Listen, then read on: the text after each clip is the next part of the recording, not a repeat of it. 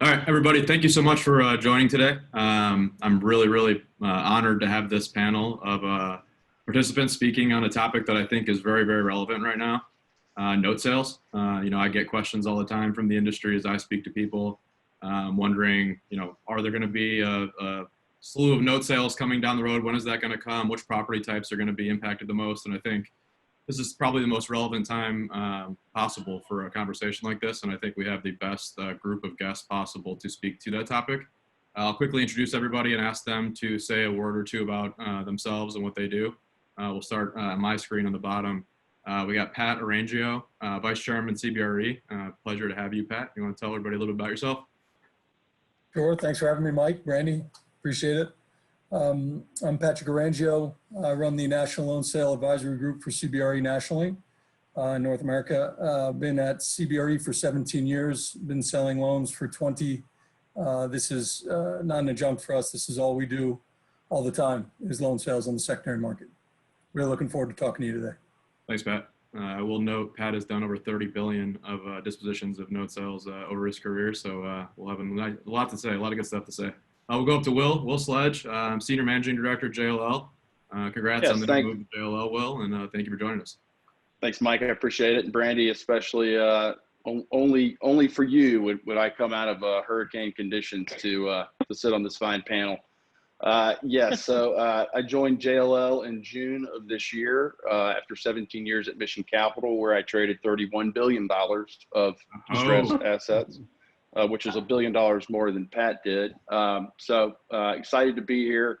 We have spent an enormous amount of time and energy over the last 60 days canvassing the entire financial institutional market, and namely the top 100 or so banks. And so I think we've got some good feedback for you guys. But my team consists of Gerard Sensalsky, Wally Reed, Tom Hall, Sean Ryan, Brett Rosenberg, and Greg Goldstein. So we have a great group of people and quite a deep bench, and we've been doing this consistently over the last 17 plus years, and it is a full-time job for us. So thanks for having me. Honored to have you, Will, and thank you for doing this during the tropical storm you are bearing right now. Angela Gonzales, Director of Credit and Asset Management at Trimont Real Estate Advisors. Welcome. Hi, thank you for having me. I've been with Trimont almost 2 years now. I've spent the last 16 years at Midland in special servicing. I'm very familiar with note sales, done a bunch of them over the years, and look forward to this panel today. Welcome, Angela. Thank you for joining us. Next, Nick Seidenberg, Managing Director at Eastdil. Nick, welcome. Oh, thank you. Thanks, Mike. Thanks, Brandy, for having me. Based in Washington, D.C., Managing Director at Eastdil, kind of co-head our structured finance and loan sale business. Actually, our legacy firm, Secured Capital, was founded in the loan sales in the 1990s, working with the FDIC and the biggest vendor to them. So it's been in our DNA for over 30 years. Appreciate you, Nick. Thank you for joining us. Next, Jim Dunbar. Jim's here from Värde Partners, Senior Managing Director at Värde Partners. Jim, welcome. Thanks, Mike. Thanks, Brandy, as well for having me here. I've been at Värde a little over 10 years now. We manage about 15 billion of capital for our investors. Real estate's one of our 3 large investment businesses. We think about that. We have a lending business, a securitized credit business, and then an assets and special situations business. So we've been a large buyer of loans, performing through non-performing over the years. I think we've bought about 4 billion over the last 10 years here, but also use loan sales as a way to manage our portfolio and sold loans as well. So looking forward to speaking with everybody today. Wonderful. Thanks, Jim. I think we'll probably get a different perspective on all of these topics. So I think it's the perfect mix of panelists here we have, and we really appreciate each of you joining. This is our pro perspective for those that are first-time joiners or first-time attendees of our pro perspective. There is going to be a Q&A. Feel free to ask your questions for any of the panelists down at the bottom. I'll be managing the Q&A, and it's my honor to introduce you to my colleague, Brandy Smith, who oversees institutional business for Crexi. She gets the big institutions across the industry to embrace technology and all the different things that we offer here at Crexi. She'll be interviewing each of the candidates the panelists, and we have a really good set of questions, I believe. But if you guys have questions, and any of the participants have questions, please just ask it through the Q&A on the bottom, and we'll get to each of those. With that said, Brandy, thank you so much for putting this together, and take it from here. Thank you. Yes, and thanks everyone for joining, and thanks for the panelists for participating. We're going to go through 3 different topics. We're going to talk about basics at the very beginning. Some of you in the audience this may be their first time introduced to notes. And then really the meat of the questions are going to be, where do the notes stand in the current economy? And then we'll finalize it by how technology is playing a role in selling notes. So we're going to go through, let's talk basics. We'll go real quickly. Angela, I'm going to start with you. So what is the difference between a note sale and a property sale? Note sale. So banks or lending institutions sometimes will sell the mortgage that backs a commercial property. A property sale is actually selling the collateral, the physical building. So, and the data points are different, right? So on a note sale, you're looking at rate, prepayment penalty, amort schedule, where the property you're looking at appraisal, clear title, et cetera. Absolutely. And then real quickly, can you take me through the life cycle of a loan? Sure. So a loan's originated. A bank may service the loan on its own balance sheet, but a lot of times they transfer the servicing to a third-party servicer, such as Trimont. You monitor the loan. Sometimes the borrower, has bumps in the road where, they may default. It could be a covenant default, such as, not qualifying, for a debt yield test or DSCR, NOI, whatever the covenants are within the loan agreement. But it could be a market, issue. It could be a tenant issue. So then it would transfer into special servicing, and that's where I would come in and help resolve the issue, whether that's, working with the borrower on a resolution or, effectively looking at it and maybe selling the note or foreclosing on the asset. Good. So I'm going to throw this to you, Jim. Why would an institution choose a note sale?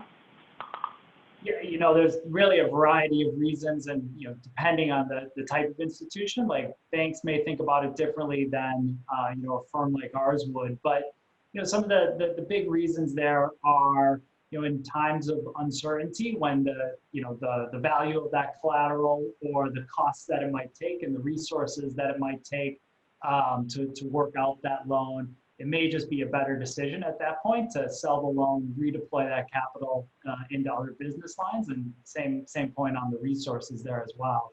I think one of the things we've seen with banks too is a refocus on core clients as cycles change, and so that could be a driver, as well as just portfolio management to different geographies, different asset types.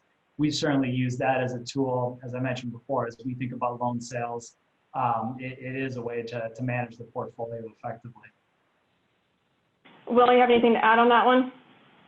Yeah, I would say the friction costs as it relates to selling a loan versus a piece of real estate are somewhat diminished. If you're going to take a piece of real estate back through foreclosure, you're looking at a very long carry cost period. You're looking at, if you're a bank, reserving capital against that particular asset, and then you are fairly locked up in what you're able to do with the capital that's set aside until you resolve the asset.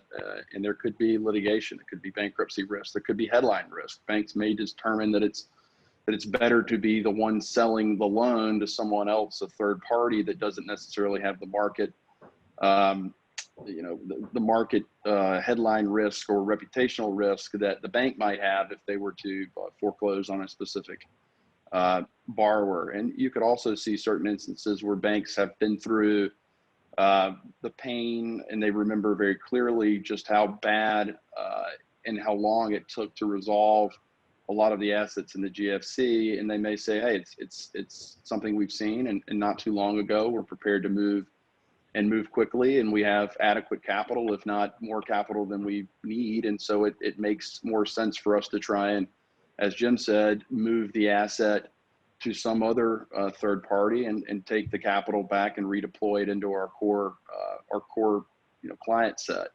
So I think it's a question of really experiencing the pain that you're going to have to experience to move into the REO phase and then sell, the carry costs, and then how that might impact your ability to redeploy capital into more productive uses.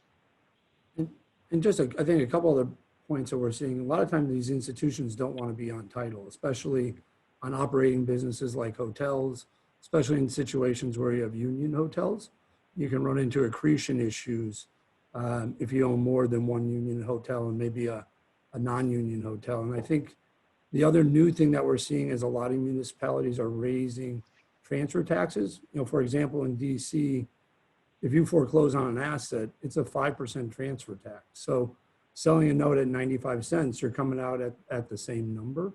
So I think part of that gets factored in as well. That's good. Thanks, Nick. Angela, I'm going to put this back to you.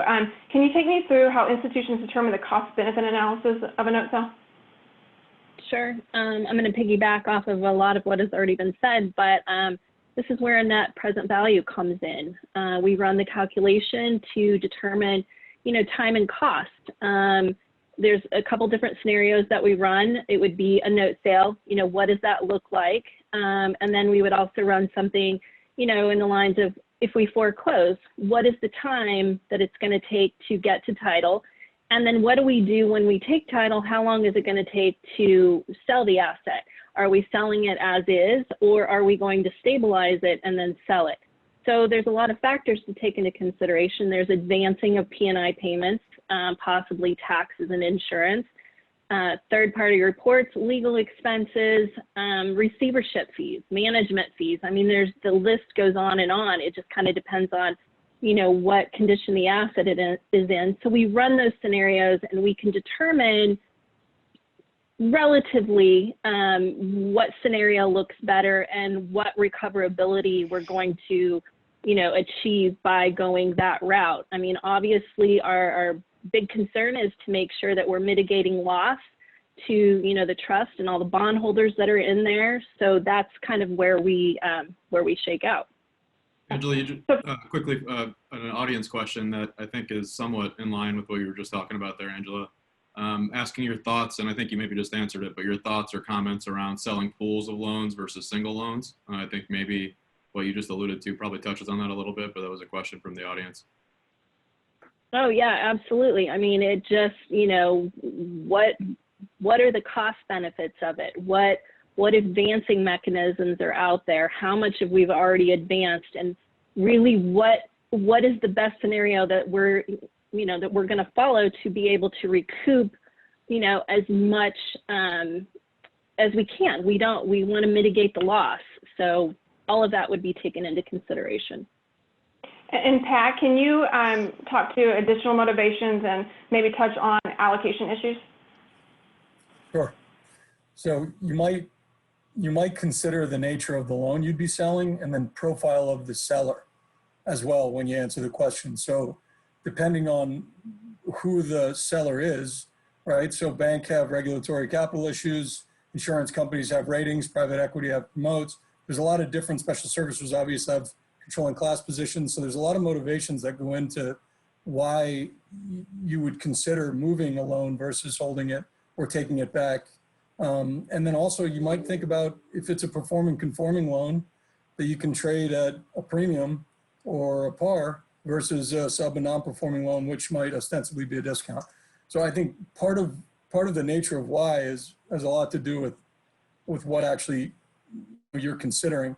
But with regards to, allocations, you have a ton of retail bankruptcies happening where if you have exposure to a certain tenant base, that might be a perfect example of I don't want to ride this out. If you've taken a number of write-downs such that your hospitality exposure is in excess of what you're appropriately wanting it to be, you might associate, let's take our best loans right now and sell them because they're a scarcity premium. So there's not a lot of product in the market. People are not necessarily seeing basis resets yet. Now could be an incredibly interesting time to sell pre-election, pre-roll-off of stimulus, and pre-expiration of forbearance, especially if there's not a lot of product, such that maybe you're selling now into a market that's a little frothier than maybe even it could be in Q1 or Q2, if you saw significantly more product on the market without maybe some of the assistance that we've seen thus far. Good, good. Nick, I'm going to throw this one to you. Will talked about it briefly, but talk about the reputational risk involved with note sales and how institutions deal with ownership. The reputation, if it's with a borrower, if the issue is, gee, I have a loan and I need to liquidate, sell, obviously performing loans, I think there is some reputational risk of typically people do balance sheet loans because they want that person to hold their loan and kind of be there throughout the life cycle of the loan. So you can run into reputational risk there. I think once the borrower is in default, generally there's less sensitivity around selling a loan, with the exception really of today in the COVID days. So I do think there is heightened sensitivities of banks, loans that are in foreclosure where you might be past foreclosure moratoriums. They don't necessarily want to go ahead and pursue their remedies in today's climate. So I think in a lot of cases, that is motivating some financial institutions to sell loans instead of being the quote unquote bad guy and have headline risk of foreclosing on, frankly, some of these borrowers that it wasn't their fault. Yeah. I think that's part of the issues the financial institutions deal with. And it moves right into Nick to the next question, and I'll give that to you. What are the challenges of determining a note's value, especially in this unprecedented time? Yeah, I mean, I think interesting, we always start, I think everyone does, it's no big secret, but we always start at what is as-is asset value for the real estate. So if it was traded, free and clear, what would it be worth? And then we kind of pivot and look at the debt. Is the loan performing or non-performing? The easy one is the loan is 120% LTV, the loan is in default. You kind of look at who are the bad boy carve-outs guarantors. Are you in judicial, non-judicial state? Assuming non-judicial, you got a strong, bad boy carve-out guarantor. That loan should trade in and around par. A little bit, as Pat was mentioning, there are strong performing loans out there. So sub 80% LTV, you really look at where would a new loan be originated? And that loan maybe trades at a premium, maybe a slight discount, but that's just a yield to maturity calculation.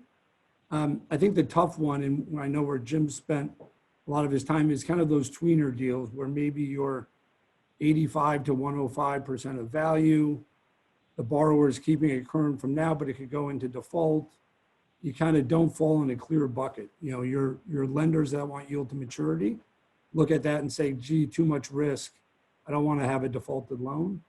And then your equity people that might want to make a play at the asset look at it and say, oh, there's equity value here. I'm never going to get the asset. So those ones become the hardest to try to figure out how to place and how to price. And Jim, do you have anything to add to that? No, I think that hits a lot of it. I mean, we start with the collateral value. I think, just valuing a real estate asset today has its challenges with everything going on, right? And how, use of space changes in different sectors here going forward. But that's the key part of it. And then it is some of these aspects around, does that loan have recourse? Does it not? How do we think the borrower is going to act? If we do move to enforce lenders' rights. And then, there's costs associated with that. There's timing based on what jurisdiction you're in. And I think even today, like different jurisdictions too are putting, temporary restrictions on moving to foreclosures, things like that, which all need to be factored in when you're buying a loan versus just a real estate asset itself. Well, that's really good, Jim. So that moves into who buys them. And you being from Värde and a big buyer, so who's buying these notes? Yeah, I mean, a lot of people on this call probably have a good view of that. I'd hope to say that it's only, funds like us that would go after them, but I know that's not the case. There's plenty of funds that have raised, institutional capital, family offices, other banks buy them. I think to some of the points Nick was making, it depends if it is a non-performing loan, if it is a performing loan. There's going to be different subsectors of buyers that some are looking for that distressed angle, some are just looking for yield. But there's, I do think there's a significant amount of capital that's been organized to buy loans in today's market. And the benefits, Jim, so from the benefits of the note sale from the buy side, so what are the benefits? Yeah, typically a lot of these loans are first mortgages. There are some mezz loans and other structures sold as well. I mean, we like the benefit of being that first in the capital structure of that real estate asset. It does create some optionality around that investment. You can, if it is subperforming or if it's non-performing, there's some options there to work with a borrower, modify it, reperform it. But then you always have kind of that underlying asset value that, provides a good downside when you're thinking about the investment there. The trick to that is obviously making sure you not only buy it right, but you have those workout capabilities, which is a big piece of it. And as we said earlier, a reason why some people sell loans is because they may not either have those capabilities or want to redirect their resources elsewhere. And so I think that the benefits of being a buyer of that is you get to kind of deploy those different resources and create optionality for yourself around those investments. And Will, Jim touched on it slightly on the benefits of the seller. So what are your thoughts, benefits from the seller? Yeah, I mean, we go back to this discussion about, the friction costs, the reputational risks, and frankly, the period of time you're going to be waiting for the recovery. And I think, not every asset is a perfect loan sale candidate. And certainly there are plenty that will recover and, should be kept or for relationship reasons or because the collateral is good or because the sponsor is strong. But there are others where, either related to COVID or not related to COVID, simply can't or won't return to a performing status. And so for those reasons, it doesn't matter how great the sponsor was or how strong the reputation was or how good they were as a client for the bank. It really matters for the institution on, returning capital and protecting its balance sheet. So I think, where we are right now in the current, state of affairs is what I would refer to as kind of the end of the beginning, which is, we've had several different, two approximately deferral periods for the most part, and they're winding down rather quickly, but banks are trying to get some more clarity and crystallization into what their balance sheet is going to look like, who's going to reperform, what the costs are going to look like for the bank going forward, how the regulators are going to impact their decision making, and then on top of all of that, when is the right time to move assets in the market. And as it stands right now, very little product is in the market. You have a voracious buy side waiting for this opportunity, and you still have a very murky picture, at least on the banking side, as to what is ultimately going to stand on its own and recover and what is going to need to be addressed and sold or foreclosed on. So, it really comes down to the costs that a bank has to manage these assets. Capital wise, banks have never been in a better position. You have the CECL reserves that were implemented in the first quarter of the year. Then you have COVID reserves that came on. I mean, capital is not a problem. It's really a function of where you think you need to be with a given asset class or geographic location and the borrower and credit. So that's kind of the analysis that I think has to be undertaken. I think one other piece just on why sell a note, and I know Jim would deny this, but there's sex appeal to buying debt, right? And there's, put away the calculator and all the cost. We've seen in several cases notes trade, defaulted loans trade above what we think asset value is. And, people say that can't happen, it doesn't make sense. I think if you look at the qualitative pieces, people are raising capital to invest in distress. They want to prove to their LPs that they have access to these deals. And if they have to overpay, 1-3%, more important to them as a GP is raising capital. And I think even for some of the private investors that might not have that GP-LP relationship, getting their name out there, actually buying a loan. And we had this conversation with one person who was probably 4% above the cover bid after they closed. They said, okay, how dumb was I? And of course, he said, great deal. Obviously, you're going to make a ton of money, but yeah, you're a little bit above the cover bid. And their view was, you know what? But now my name's out there. Now I'm going to see not only the stuff that all of us online are marketing, because we all track who's an active buyer, but he's going to see off-market stuff. So I think in some cases, and you can make the pitch, and it's super difficult to quantify, but to some of the note sellers, you can do better in a note sale because of supply, demand, imbalance than in just a fee simple sale of an asset. I Really good. couldn't agree with Do you Nick more guys on see that.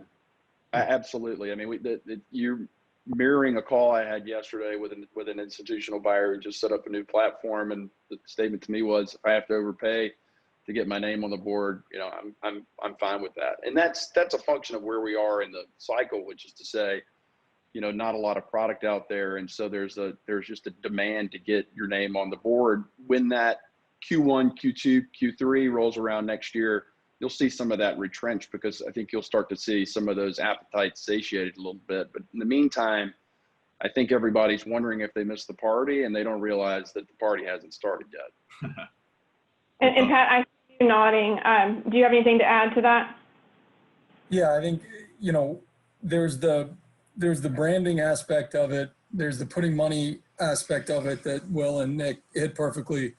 And sometimes you have almost, especially as Will said, this time in the cycle, you actually have this weird mismatch of capital allocators. So if you're just bidding on a traditional asset, it's late cycle or it's too early, you might get 3-5 offers, and then all of a sudden it becomes a loan sale.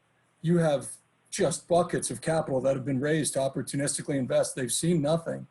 And you actually have people in their charters for these funds. They can't buy real estate. So they could buy a loan and foreclose on it tomorrow. They can't buy real estate. Alternatively, you don't have a charter as someone who's investing in the equity saying, well, you can't buy debt. So you basically get this really neat intersection of all this raised capital for debt.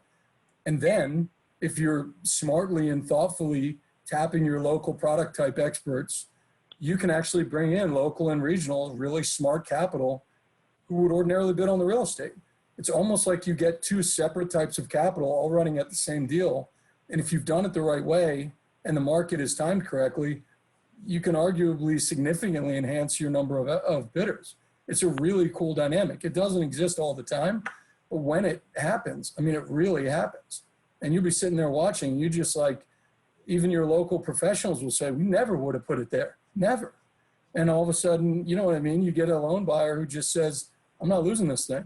And it's X% off of par, and its basis pre-COVID was this. This is a great option for me, and I'm good with it. And they almost don't care if they beat the market. It's okay.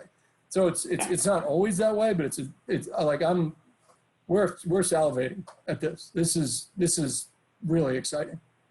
Love this topic. We're going to switch gears real quick. So where do notes stand in the current economy? That's where we're going to kick it off. So let's talk about the what, when, where, why, and how, and start with property types. Will, you want to start with notes? Hotel? Yeah, I mean, I think between, well, everybody on this call, I think the asset classes that are currently the most problematic are hotels. I'd say 80 or 90% of what we've reviewed thus far has been hospitality, and that's obvious. And then it trickles down, you know, to the other asset classes that we'll talk about. But hospitality it's an interesting animal because it can't be painted with one broad brush. I mean, you have some regional product, roadside adjacent product where you have the regional sales warriors who are out traveling, by car, who are going town to town selling their wares, who are staying in these hotels, and they're propping up occupancy. You have leisure resorts that have, obviously benefited greatly from the drive-to market. And then you have some of the extended stay product that's done very well. But when you look at the real pain points, you're talking about the fairly obvious things, which are, the airport adjacent product, the, convention product, and some of the other boutique hotel product that is, infill or urban in areas where people just aren't traveling or haven't started to travel again yet. So those are really the issues that we're seeing so far. but you know, calling something a hotel or a hospitality and saying it's just a bad deal is certainly not true. And we're going to see, and we believe we're going to see some really strong opportunities in the hospitality side.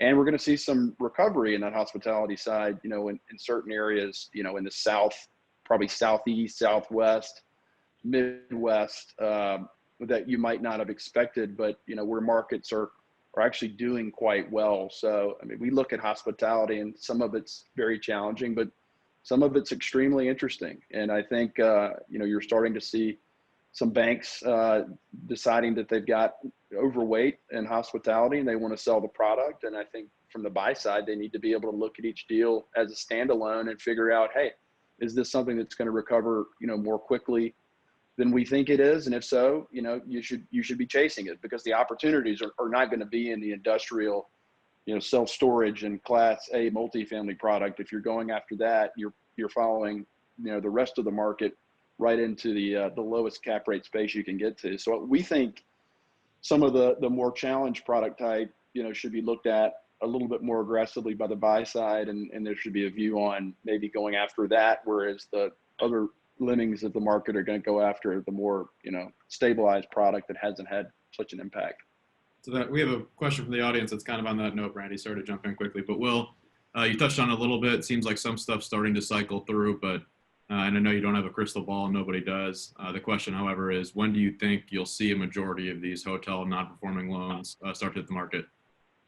I don't think we'll see, and this is, and Nick and Pat jump in behind me if you feel differently, but I don't think we'll start to see any material movement until the fourth quarter. And the reason for that, it's somewhat obvious, at least as it relates to the bank sphere. It's that, you know, we won't know which assets are going to roll off their second deferral, and the likelihood of many of them getting third deferrals is significantly smaller than the first or second, for obvious reasons. So I think at that point, you know, end of this month and end of next month, you'll start to see those second round deferrals roll off. And that's when banks will have a much better view as to what they want to keep and what they want to jettison. And I think only then, at the earliest part, probably the Q4 period of time, unless you're, you know, a first mover, you know what you want to move now and you want to take advantage of all the things Nick and Pat and Jim just said, then you take the opportunity to go out there and kind of satiate the market. But I don't think we'll see a widespread, fulsome movement to the asset sales side until the fourth quarter at the earliest, and likely into the first part of next year. Yeah, I'd be on the later side of that. I mean, if you just think back last cycle, if Lehman happened in fall of 08, it was 2 years before things started to trickle through. And I mean, I'd love Angela's perspective, because it seems like the life cycle in the special servicing world is much longer than potentially banks. I don't know, Angela, what's your, I mean, as you guys look at your assets in special servicing, you guys tend to not just move that right away. You work them for a while. That's true. I mean, you know, there's a lot of factors that go into that. It's, you know, what state are we in? How long is it going to take to foreclose? You know, and now with the moratoriums in place in some states, in some counties, I mean, that plays a factor too. It's, you know, making sure that we're exploring all avenues before we make you know, we definitely don't want to make a rash decision, because, you know, we're looking out for, you know, the trust, these bondholders. We want to make sure that we have a good plan in place to make sure that, you know, we get as much recoverability on a loan as possible. You touched on something. There was another question from the audience we'll get to now, Angela, because it's in line with what you just said, but it was for you specifically. Has Trimont changed any of their NPV assumptions when assessing assets for loan sales based on COVID, specifically the moratoriums, court closures, and likely backlog that will be encountered in the courts as the lockdowns end? That's something that we are definitely discussing internally. You know, we're working in an environment that none of us ever thought would you know, happen. So yes, we are very mindful of that. We are working on, you know, our assumptions that tailor around that. And we'll see how it shakes out. Appreciate that. And then two quick, just to answer two of the questions. A few people have asked for a recording. We will be sending a recording out to everybody afterwards. And a lot of people are asking for the panel's contact information. Assuming the panelists are all okay with it, we will absolutely be sending out their contact information afterwards. And I know a lot of people are asking questions on buying notes. It seems like we have a lot of buyers curious on people's take on buying notes. We'll get to most of these questions towards the end, so bear with us. Excellent. Sorry, Beverly. Thanks, Mike. Perfect. So hotels, anyone have anything else to add to hotels? And if not, we'll move to retail. Pat, can you touch on retail? Sure. I think, you know, at least in the beginning, similar to hotels, we saw a huge risk off hotel and retail. And retail, I would just say non-grocery anchored, non-triple net. And as you've seen the capital come flying back to hotel such that it's not if, it's just when, and the compressing of underwriting timeframes for their recovery, you want to apply that same theme to retail. And I don't know if we're getting that same type of bullish response from the market just yet. Again, outside of the grocery anchored and triple net space, I think large format retail, you know, you'd certainly prefer some open air versus some closed malls and such, but there's obviously the question about an accelerated paradigm shift due to COVID, to people acquiring goods online as opposed to going to experience like my father did, or even I did a year ago.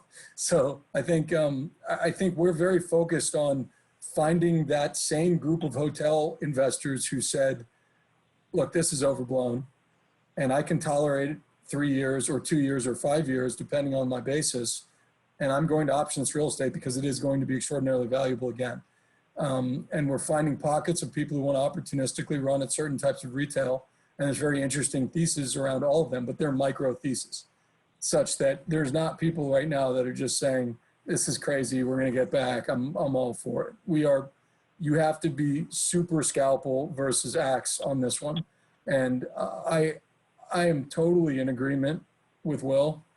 When you have just historical amounts of capital and historical elevated allocations of alternatives, which is mostly commercial real estate, and you have all that in what could potentially be a hyperinflationary environment, there will be a rush to hard assets.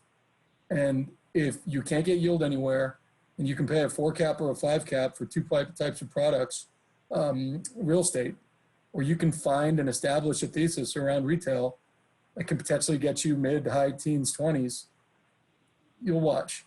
We'll all be talking about this a year from now, and there'll be a bustling retail market.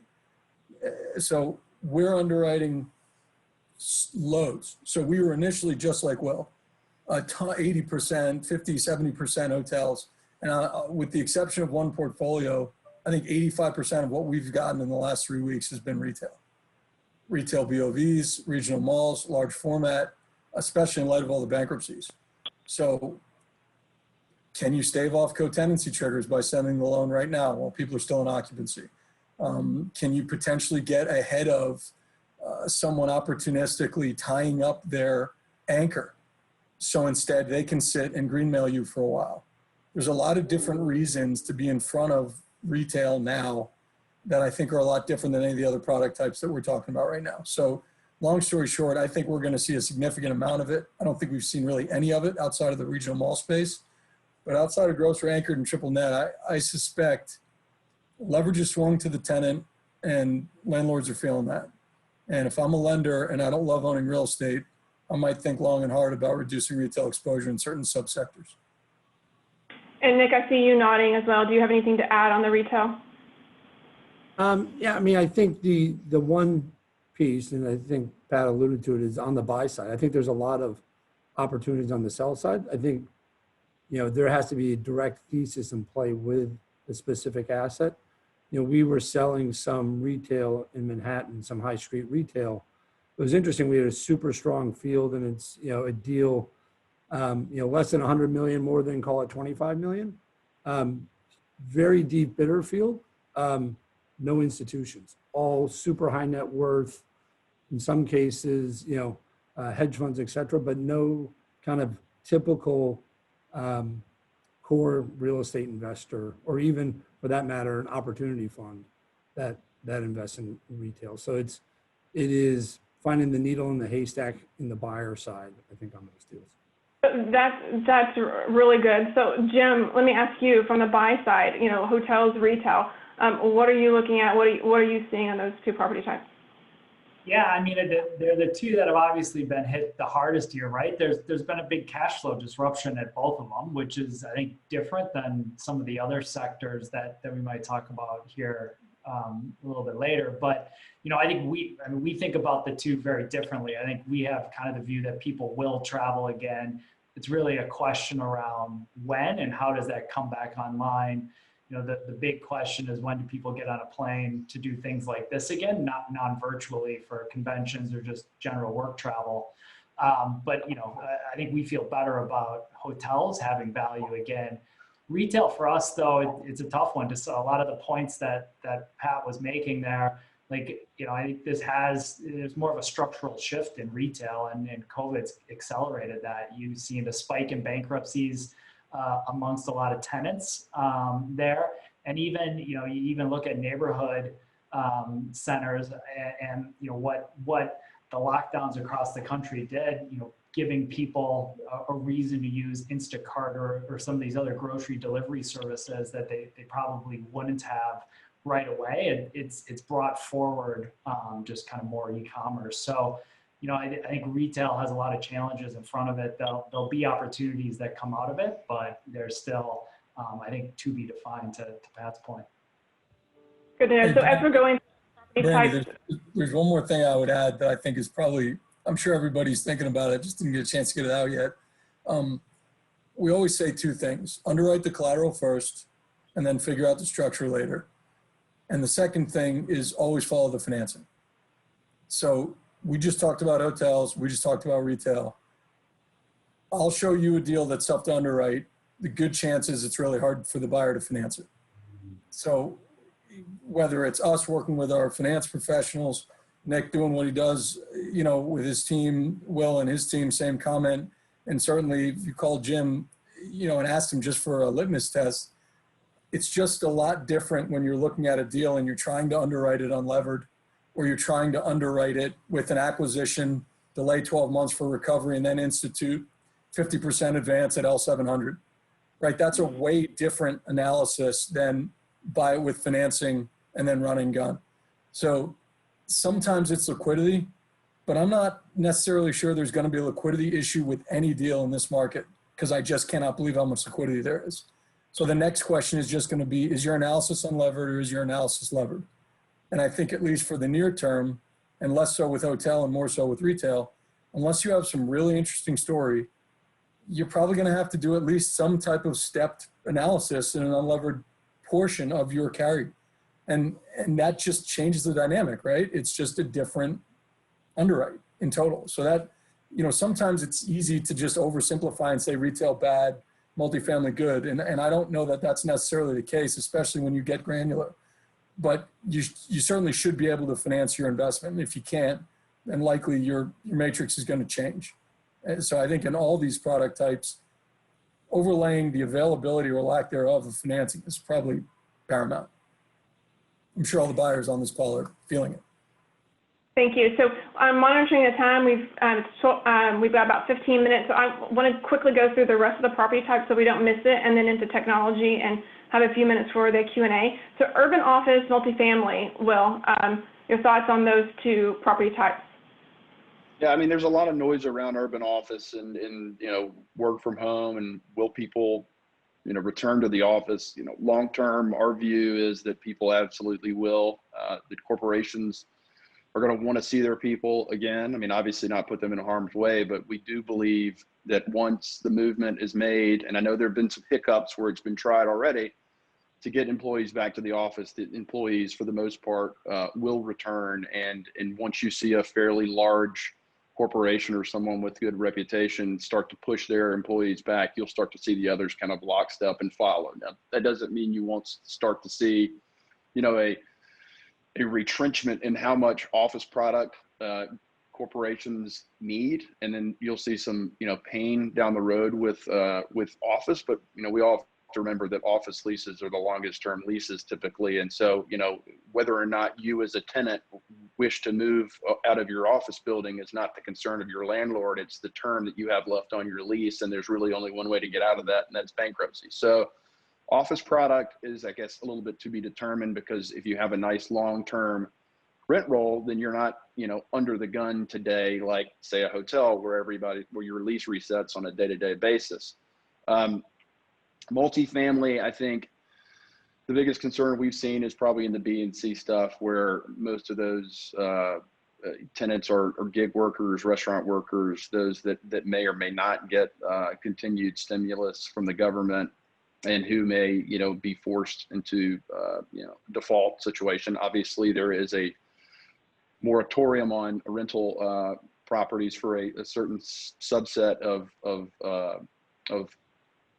citizen today based on Trump's decision. But we think that's a short-term kind of solve going into the election season. So there is a feeling that you'll start to see some of that B and C product hit the skids a bit. So, I think suburban office seems to be doing really well. We've seen a lot of movement out to suburbs and away from the mass transit centers. But at some point, if there is some clarity in how this virus is going to kind of wind its way through and the true concerns around it, we believe that you'll start to see urban office, recover before, a mass amount of leases run off and properties are left vacant.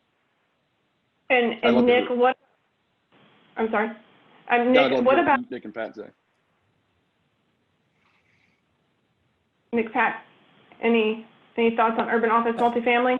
No, I kind of agree with Will on those points. I'm going to kick it off to you, Nick, let's move to student housing and healthcare.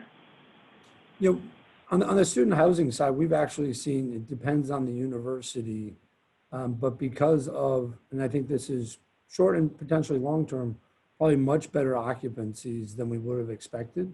As either campuses are not open, students still want to experience college and are going back and living off campus, even though the school is not having physical classes. And then in those cases where you're actually having physical classes, we've seen the universities lease some of these units because they're trying to spread their students out and can't have the same density on campus that they used to have. So, I'm not in the weeds on the sector, but the high level we see is probably much better occupancies and rents than anyone would have ever thought at the start of this.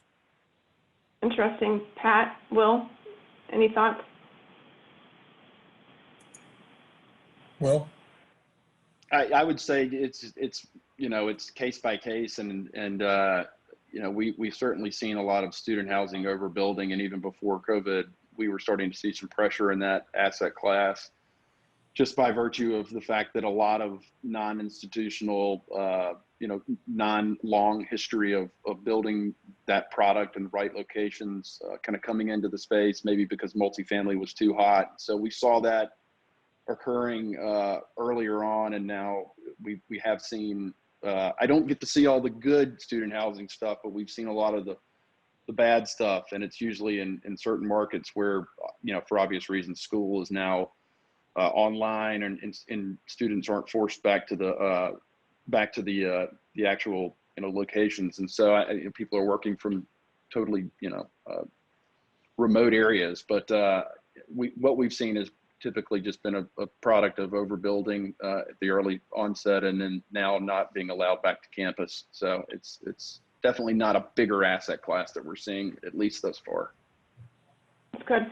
So I'm going to move on to, again, we've got about 10 minutes, and I'll be mindful of everyone's time. And this is for the entire panel. What is the difference between the economic environment today and back in 2008? I think the interesting thing is, to me, last cycle, 08, it was about over leverage. Cap rates blew out, right? So they went from 4 to 7 because of the cost of debt, and a lot of people were underwater. This time, it doesn't feel, on the margin, maybe cap rates, pick your asset class, have moved, but it's not been a cap rate issue. It's been a property level NOI has been impacted dramatically. So that's where you see the stress.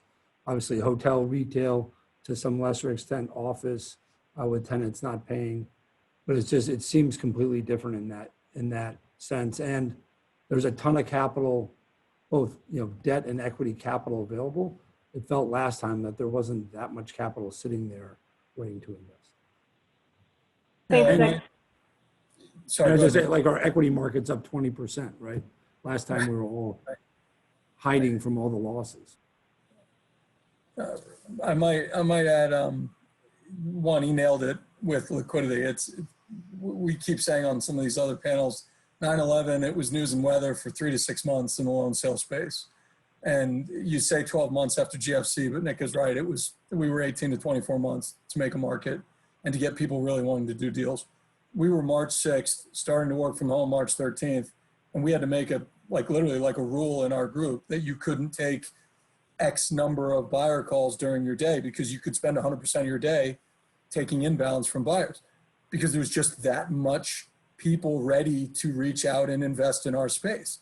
It makes sense, but it's dramatically different than what we experienced 10 years ago. And then if you basically overlay that on the fact that this isn't anyone's fault. This is a pandemic and a terrible humanitarian issue, but it also allows people who have legacy exposure to all this to say, look, I didn't do anything wrong, right? So I can keep raising capital. I can keep investing in things while I have a legacy book that may not be going greatly because it's not anything I did wrong. So the idea is that the system was broken last time. Now the system is just pressed pause. So there is no systemic issue, and presumably you get a vaccine and everything starts again. Is it a V shape or a Nike swoosh? I don't know, but I can tell you that people want to invest again, and hard assets seems like a really, really good idea when you're in an economy globally that's shockingly inflated with fiat currency stimulation. So I want to be in real estate, right? As opposed to cash, Thanks, Pat. So we're going to go into our final topic of the hour. Is technology playing a role in selling notes? If so, how? So the first question is, how are institutions using technology like Crexi in their investment strategies? I'll leave that open to the panel. So how are you using technology today? Will? Yeah, I'll take that. Sure. So I think the biggest fear that we've seen in any type of situation like the one we're in now is the ability to get a buyer to actually sign on the dotted line. So when you're in a wonderful market that's on the upswing and you've got a handful of assets, out for sale and it's, essentially plug and play, there's no problem running an institutional process and getting a buyer to, execute a document that requires 10% hard money and to close,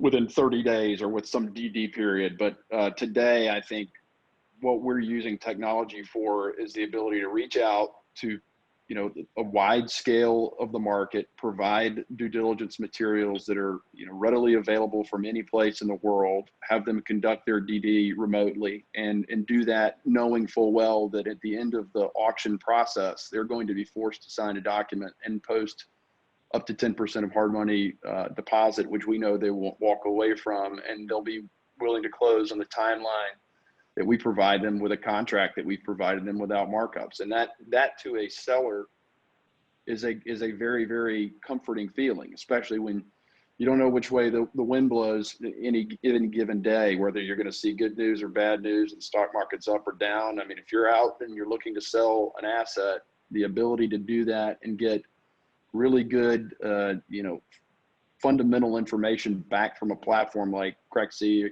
is amazing. And I think it's also wonderful to be able to show from a broker's perspective back to our clients, how many people are reviewing the information, what kind of time and attention they're showing, how many times they've downloaded or reviewed assets, and what kind of, DD questions they're asking through the portal and all those things. So it's just allowing people to do, much more and with a, stronger degree of execution and less retrade at the end of the day, which is, for all of us, very important. And Jim, Angela, do you have anything to add from the sell or buy side on technology? No, I think Will hit a lot of the pieces, right? It allows you to, access a lot more information in a lot, shorter time frame. I think it's along the lines of some of the things we were talking about with some of the asset classes, right? It's just technology is coming more and more into the space. You can access that data. You can understand how other people are thinking about it. You can do tours of the property without being there in person, and it helps you get a feel of the asset sooner in the process before you actually visit it. So I think that there's certainly a lot of benefits to it. Excellent. So Mike, we've got, it looks like 3 minutes. I don't know, what it looks like on the question side, but you've got 3 minutes for some Q&A? Yeah, we have about 15 questions, so we'll try to get as many of them as we can, and we'll send the panelists the information around. You guys' conversation was great, so I didn't want to cut anybody off too much during the conversation. And a lot of thanks for people in the comment section too. People saying incredible group of panelists and experts. Thank you. A lot of thank yous. So I just want to make note of that. We'll start with the most recent question. How do you suggest buyers get, quote, in with brokers bringing notes to the markets? Are the distribution lists, like what are the ways to get on your guys' radar as people that, you should seek when selling notes? Execute. Do what you say you're going to do all the time and execute. And we will never forget you ever. For prior life, Pat, that is very good advice. I agree Any with thoughts that. on a second? Any thoughts on a second round, $1 to $3 trillion stimulus going to banks and landlords versus consumer and tenants? I don't see the banks getting anything. They're well capitalized and doing fine. Certainly not pre-election. From the chat here, as a percentage of total property that is either foreclosed upon or the note is sold, do you think we will see a higher percentage of notes sold versus foreclosures? It seems selling notes is a much easier, faster process than foreclosing. What's the typical time frame from listing a note to sale for the sale of the note?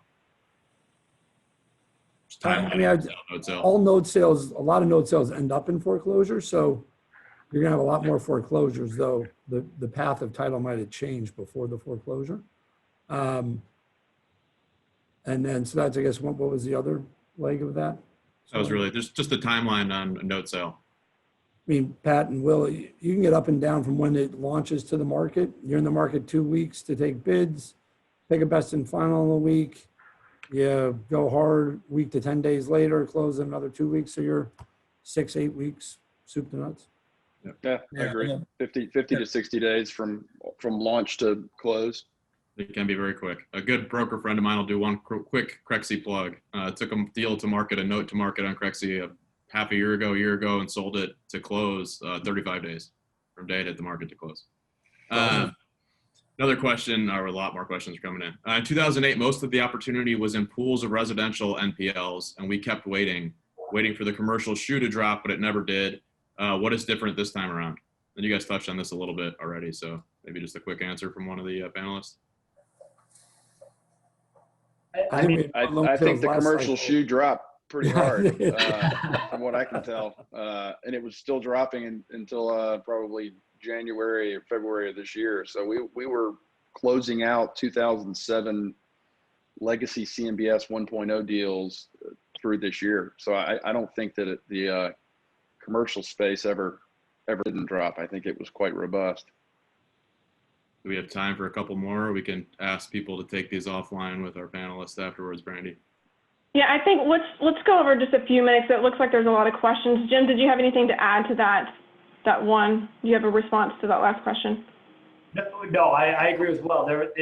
Commercial real estate takes a little while to play out because of the leases, but it certainly fell to some of the points that were made in 2010. I think the same thing will happen here to the points around forbearances wearing off. It's later this year, 2021, this stuff will have to be worked through. Some of the sectors have big cash flow disruptions this time too, which didn't necessarily occur post GFC, which was more of a leverage point. So there's plenty to come here, I think. I very much agree. If purchasing a loan, this is from someone considering purchasing loans for the first time, do you have to worry about back taxes on the property and the potential for that property being sold out from under you at a tax sale or would you have the opportunity to redeem that property for taxes if you own the note? Get a really good accountant and a phenomenal attorney. Agreed. Seriously, there's nothing more valuable from the buy side than being well advised. I mean that on loan sales for the sell side, but on the buy side, have an attorney you trust and a really good accountant. This is a tough one, but this question's being asked various amounts of ways, and I sense I know how you guys will answer, but a lot of people asking on the discount, and I think, Pat, you made a good point in saying that there maybe even isn't a discount, and in some cases, premium is paid for buying the note, but just an expectation of sale price, buying the note versus buying the property. Nothing more to add? It's tough to unpack because it's whether judicial, non-judicial. You have a good bad boy carve-out guarantor, so he's not going to fight you. So it ranges. Yeah. I always say, Mike, I always say we've seen people get an unbelievable deal and pay a premium, and we've seen people pay, get massive discounts and overpay. It's deal by deal for sure. That's a hard one. You guys have answered this question already too, but do you guys expect to see about the same amount of inventory this time around as 07, 08, or do you think this will be less? That's an interesting one. I'll jump in here. I think we sprinted flat out for 7 years to exhaustion. 2010, the light switch went on. It didn't stop until early 17. But there was a bunch of chop, and there was a lot of different factors. I think the thing that we just get continually surprised by so far is the speed of everything. Cycles I feel like decisions are being changed every 6 weeks with how people view the market. Some people are diametrically opposed in their opinion of what's going to happen.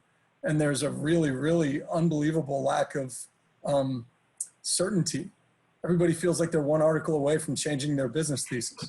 It's a very unique time, but there's so much capital that I suspect that when people start, as Will earlier said, lemmings, if people start running in a direction, there's going to be so much capital reaching out to grab things that I suspect it might happen really aggressively and maybe faster this time around. So even if the same amount of volume comes, you might see things compress a bit. Things are really happening quickly. Well, Pat, I agree with what you just said. This year has been the longest decade of my life. Exactly. I think a lot of people can believe that too, Will. I think we're all feeling that. A couple questions on pursuing litigation versus receivership. Anybody have thoughts there? I think you do both. Yeah. Depends on the Absolutely, you do both. Do both. Yeah, that's a Jim and Angela. I'm staying away from Yeah. that.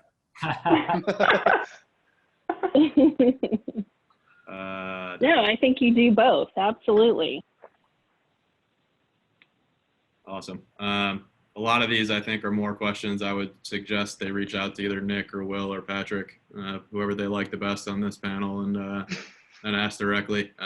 They seem a little bit more specific to certain situations, but I guess me personally, I just want to thank the five of you. It's been incredible having you guys on this panel. I learned a lot. I'm sure we had hundreds of people on. We still do. So if there's any closing thoughts, we'd welcome those. But otherwise, Brandy, I'll let you close us down. Yeah, thanks, guys. Thanks, everyone, for joining us today, and thank you for the panel. Appreciate your time, and we will get out everyone's contact information, so you will be able to contact the panels. Thanks, everyone. Thank you, guys. Thank you guys. Appreciate it. Thank you.